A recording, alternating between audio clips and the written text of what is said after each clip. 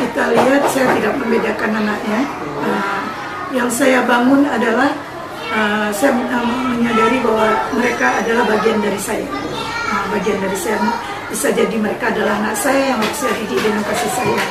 Ketika mereka merespon hal yang baik itu, yang pertama yang terlihat, dia akan memanggil nama kita, meminta bantuan kepada kita, terus meminta pendapatnya juga. Ketika kita nggak datang, besoknya datang dia tanya, Bu aja kenapa nggak datang kemarin? Artinya kan ada sesuatu hal yang dianggap kita nyaman gitu, ya kan?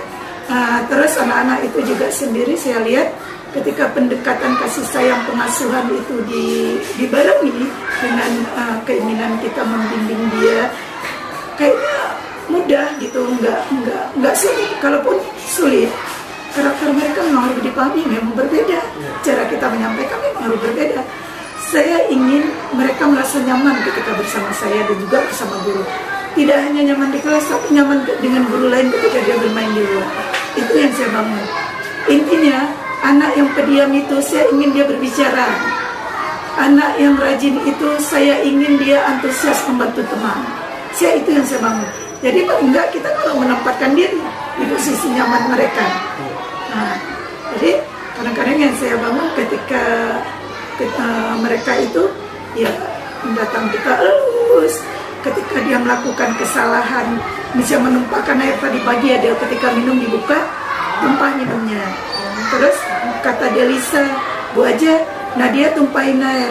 Seharusnya seperti apa kalau airnya udah tumpah? Saya tanya, ambil kain lap, katanya dia. Boleh ya? Langsung diambil kain lap. Itu karena kepenuhan, maka saya tidak menyalahkan dia, tidak menyalahkan dia bahwa dia menyuruh, tidak. Karena saya kepingin dia nyaman dengan saya. Setelah itu anak-anak langsung, misalnya kita kemana, Bu Haji kemana? Berarti rasa nyaman kan ada gitu. Seharusnya kita harus jadi magnet buat anak didik kita, bahwa kita adalah pengganti orang tuanya yang ketika dia jatuh, ketika dia punya masalah, kita. Itu yang saya bangun dengan Bu Fitri pendamping saya, gitu juga saya bangun.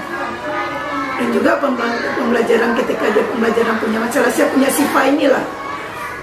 Dan saya kebetulan saya tidak diamanah lagi di kelas A, tapi diamanahnya di kelas B sekarang Januari tanggal 1 kemarin. Turani tempatkan saya di sana karena 2 guru itu, yang satu sedang hamil, satu lagi harus ke cabang dipindahkan. Jadi saya digantikan jadi posisi wali kelas. Dan alhamdulillah saya bilang Turani, ketika pembelajaran baru ini saya jadi wali kelas, saya bisa optimalkan pembelajaran saya. Jadi contoh buat kawan-kawan nanti, karena di raker nanti itu yang akan saya bawa jadi materi. Dia pun kan sekolah cuma 2 bulan lagi, 1,5 bulan kan, bulan 4 nanti di awal Ramadan, anak-anak nggak aktif. Jadi saya ingin anak-anak dalam 1-2 bulan ini menjadi pre-project gitu ya, pembelajaran diferensiasi itu jadi nyata gitu. Karena memang menarik buat saya. Terus ketika penerapan disiplin juga, kan nggak harus menurut kita yang dewasa. Tentu penerapan berdisiplin menurut mereka. Ketika saya sharing sama kawan-kawan di sini, saya tanya gitu, pernah nggak di kelas tanya ke anak gitu, hari ini masih ingat peraturan yang pertama apa yang harus kita lakukan sebelum kita belajar? Baca doa dulu Bu aja, boleh? Oke. Terus baca salawat. Oke. Ada lagi setelah itu apa? Jawab anak-anak. Itu saya tulis Pak Malir, biarpun mereka nggak paham. Itu saya tulis. Satu, saya bilang pakai whiteboard, saya tulis. Kalau komunitas praktisinya kita ada di sini, kita ada di sini, cuma nggak formal kali terbentuk, enggak. Karena di sini juga ada elemen beberapa teman-teman, kebetulan ya saya juga punya psikolog. Kita pakai beliau untuk praktisi, menggabungkan pemahaman pengetahuan beliau, nanti disampaikan ke kawan-kawan. Untuk praktisi itu kita punya, tapi nggak formal seperti saya bilang tadi, nggak ada SK-nya maksudnya, ya kan, tidak di SK-kan. Tapi kita kalau untuk itu kita punya wadah, ada yang menangani setiap problem untuk apa menangani orang tua itu punya PJ-nya, permasalahan seperti apa itu punya PJ-nya. Jadi nggak kayak SK-nya, ini yang mengurus ini itu enggak. pengembangan kawan-kawan sendiri kemampuannya kita lihat dari segi itu, karena berhubungannya nanti dengan mengajaran, ya kan? Kita koordinasi sama tim, beliau ada di bawahnya bidang kurikulum juga, termasuk saya yang di sana juga saya punya wakil bidang kurikulum juga. Sekolah itu menjadi tim bagi kami. Nah, itu bisa permasalahan apa yang ada di sini. Jadi kemampuan kawan-kawan itu diakomodasikan dari timbulan. Kepala sekolah mencatat hal-hal apa aja yang selama ini punya efek negatifnya gitu, termasuk baru-baru ini tentang pelayanan. Kami termasuk yang dikritik masuk ke WA, lalu ada murid belajar saya kira. Ketika katanya pondasi sudah mulai bergeser, mungkin oleh murid lihat gini, ketika kita membangun anak, padahal yang sampai duluan itu yang ada mobil, tapi yang kita buka yang ada mobil keluar, itu kan berefek. Jadi dari komunikasi beliau di WA itu nanti beliau sampaikan ke rapat itu langsung ditanggapi, langsung diberi pertemuan. Kita ngambil hari Sabtunya ketika kawan-kawan buat RPPN. Nah, jadi di situ ada masuk WA beliau tanya terus gitu, siapa lagi di kelas yang punya permasalahan gitu yang orang tua ini kita selesaikan terus. Jadi beliau ngambil jatah hari Sabtu, langsung dibawa situ, di situ terus kita selesaikan. Biarpun nanti saya bilang kepada orang tua itu, maaf bunda, bukannya tidak maaf ya bunda, bukannya tidak dilayani lebih awal. Saya bilang ke yang naik motor itu, saya langsung saya bilang, karena mobil itu membuat macet. Nah, mungkin itu saya salah. Nah, saya bilang sama kepala sekolah, kita buat agak lebih sedikit handicap, karena kan yang datang kadang-kadang berbarengan gitu, nggak sempat kita ngambil yang ini, kadang kita nggak tahu yang mana yang duluan, karena begitu masuk tiba-tiba berbarengan gitu. Orang tua mungkin kalau kita jadi orang tua gitu juga sensitif kita ketika kita nggak dilayani kan. Nah, terus itu satu untuk kemampuan pelayanannya, kita punya juga komunitasnya. Terus yang kedua, kemampuan kawan-kawan mengajar itu dievaluasi gitu.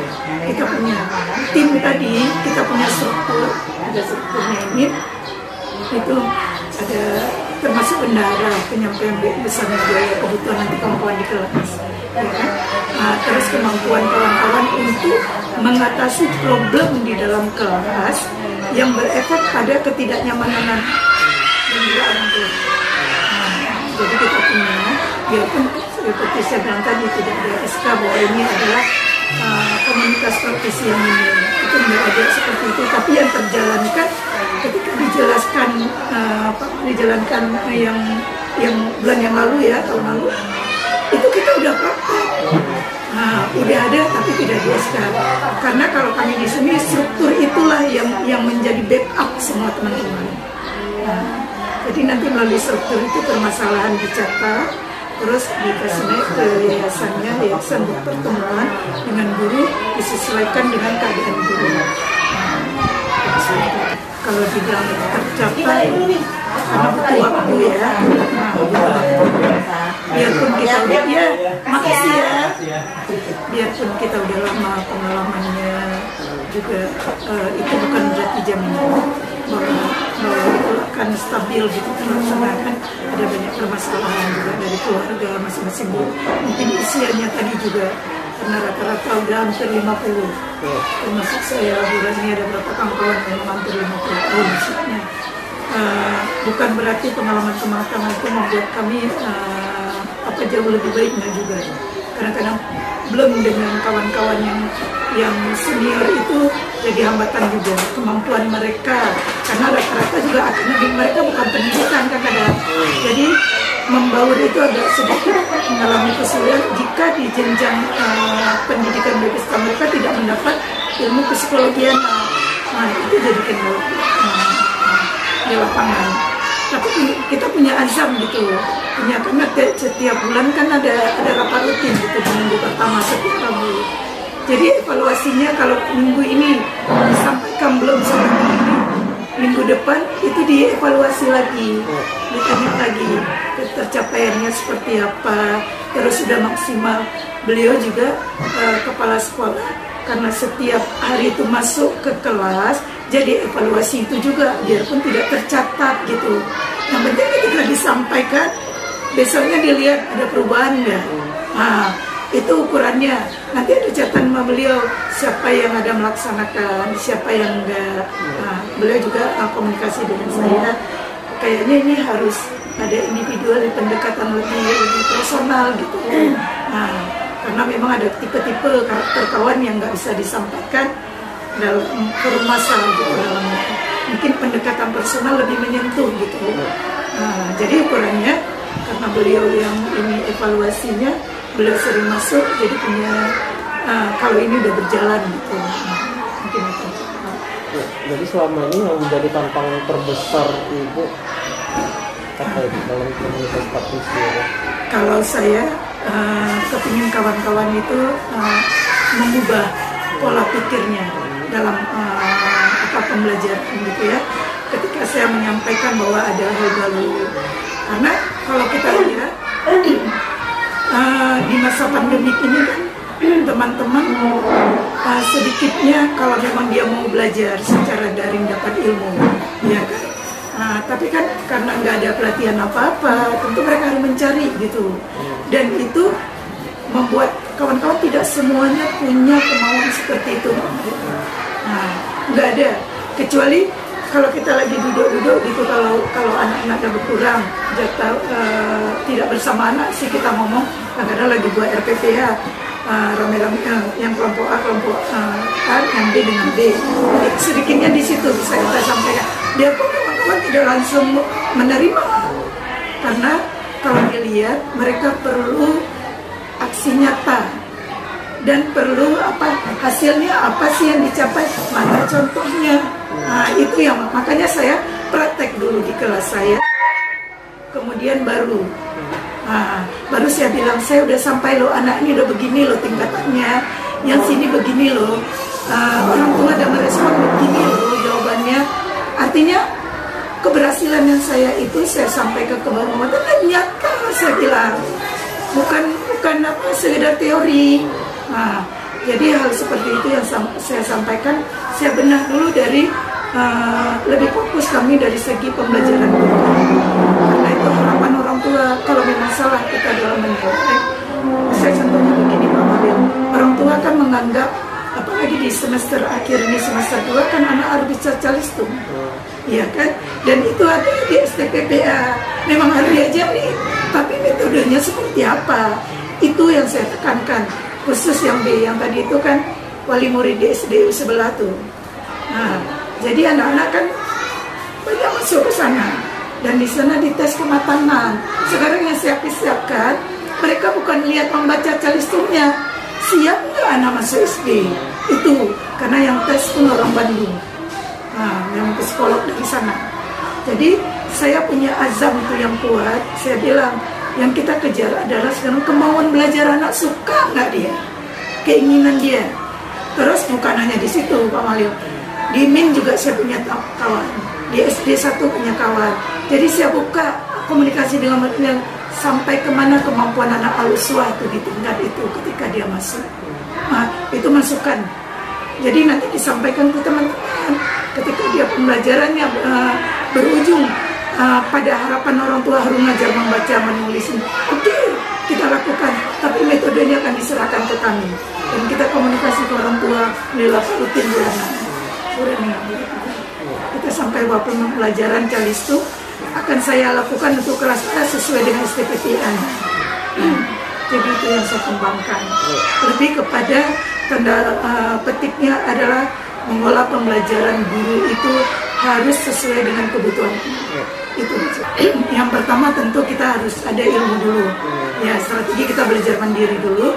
Terus yang kedua saya lakukan adalah benah di kelas dulu, di kelas saya, karena kawan-kawan butuh yang nyata itu, perubahan itu. Nggak bisa, kalaupun ada pertemuan nanti kepala sekolah guru ini bilang ada hal baru nggak di CGP yang bisa disampaikan ke kawan-kawan, ada, saya bilang, tapi saya praktek dulu di kelas saya. Karena kan pertemuannya tiap bulan, jadi dalam bulan itu saya harus tuntas dulu ada hasil nggak yang terlihat. Itu strategi yang saya pakai. Kemudian strategi yang kedua saya gunakan adalah pendekatan tadi, selain kelompok, pendekatan person. Karena harus dibagi memang antara kelas A seperti apa, nggak bisa kita sampaikan secara umum gitu. Biarpun sebenarnya kawan-kawan harus punya kompetensi untuk pedagogi, mengolah sendiri. Tapi di sini saya lakukan pendekatan menurut kelompok juga. Nah, jadi pendekatan kelompok itu strategi yang saya gunakan itu untuk lebih mendekatkan kepada mereka. Saya lihat RPPH kayaknya ini perlu ditambah ini. Sepertinya bahannya harus begini nih ya. Carinya di sini ya. Itu kawan baru antusias. Cari terus di Google. Oh iya, Bu Haji adanya di sini rupanya. Benar gini ya. Jadi pendekatan itu strategi kelompok juga personalia itu saya bangun. Ada kawan-kawan yang memang sedikitnya masalah etik nggak tentu tertarik gitu. Artinya mengajarnya ya gitu nggak mau ada perubahan gitu kan. Jadi kita sampaikan juga sejauh mana sih pencapaian. Saya tanya memang di kelas, misalnya contohnya kelas A yang udah bisa nak kenal huruf sampai mana, yang mengerti perintah berapa orang, itu ada hubungannya nanti dengan kemampuan belajar dia. Terus ya ini anak yang sudah berhitung bisa berhitung sampai sini untuk usia A itu 1 sampai 15, selebihnya masuk ke B. Itu semana sih konsepnya, kenal nggak 15 itu atau sekedar menghafal. Nah, jadi strategi itu juga saya gunakan. Selain nanti strategi penguatan, karena beliau juga sekolah IN, jadi kita lakukan penekanan secara struktur juga, penguatannya juga melalui yayasan juga penguatan untuk biar ini kegiatan ini bukan hanya kebutuhan ini, tapi layanan kita kepada orang tua. Kalau saya yang paling menarik itu ketika langsung kawan-kawan ya, kita hari itu pernah bulan yang lalu ya, bulan ini yang kita belajar tentang IT ya. Jadi kawan-kawan kan biasa cari bahannya nggak menggunakan internet gitu, sekedar aja gitu ya kan, atau dapat info dari saya atau Bu Rani gitu, bahannya ada di sini loh. Nggak, hari itu kita mengundang kawan-kawan untuk belajar IT, langsung merespon baik gitu. Jadi yang paling menarik saya lihat kemauan kawan-kawan untuk memperbaiki itu ada. Itu semangat, girahnya luar biasa gitu. Oh harus gini ya Bu aja. Dari pertanyaan kawan itu, kepinginnya kawan mau berubah. Cuma yang kawan pikirnya kan sedikitnya ribet dulu. Harus cari di sini, nanti bahannya harus begini, setiap anak harus berbeda. Itu kan ribet kalau menurut kawan-kawan itu. Jadi kita kasih masukan, kita pelan-pelan aja. Jadi kita bilang sama kawan-kawan ketika girah itu ada, terus responnya ketika dilaksanakan, Bu aja ada nggak yang contoh yang ini? Menjembatani kawan-kawan itu dengan respon bagus, bertanya, kemudian Bu aja boleh nggak gini dibuat? Bisa nggak? Itu yang menjadi saya itu yang menyukai kawan-kawan. Keinginan berubah itu ada, biarpun tidak hari itu. Kita butuh proses lama gitu, karena nggak semua bisa. Ada yang cepat memang belajarnya. Yang pertama kita lihat dari ketika dia masuk, dia harus cuci tangan, ikutin 3M itu ada dilakukan dengan kita juga memberi contoh dari kita. Kita juga cuci tangan dan antri, kemudian disiplin itu antri. Terus kita bilang ke anak juga datangnya lebih awal, karena dia udah usia B, dia akan nanti masuk SD. Dan alhamdulillah itu juga yang dari dulu kan kadang jam 9 masih ada yang telat gitu ya. Itu mungkin di luar kondisi kita orang tuanya nggak bisa ngantar, tapi kita sampaikan disiplin itu. Terus yang kedua, ketika kita berada dalam kelas, ketika berada dalam kelas, disiplin yang pertama ketika Bu ajak ngomong, yang lain mendengarkan dulu dan anak-anak patuh. Saya juga dia pertama penerapan, ngerti nggak nih ya dari awal, karena bicara dengan anak usia dini, ya kan. Kalau dibuat peraturan paham nggak mereka, tapi ketika dijalanin peraturan, Bu aja buat peraturan ya yang pertama, saya bilang gitu kan. Kalau Bu aja lagi cerita, lagi ngomong, yang lain juga mendengarkan dulu, nanti bisa bertanya. Karena anak-anak ketika saya cerita semuanya nyelotos, semuanya ngomong saya punya, saya harus gini. Jadi kan kadang nggak ada yang mendengar, saya duduk diam, berarti ada sebuah peraturan nih kayaknya. Dan alhamdulillah ketika dijalankan kan terlaksana. Terus dari sisi misalnya sebuah disiplin ketika dia selesai makan, dia mengutip makanan yang dia tumpahkannya itu. Dari pertama saya juga bingung, gimana bisa nggak ya anak usia dini semuanya.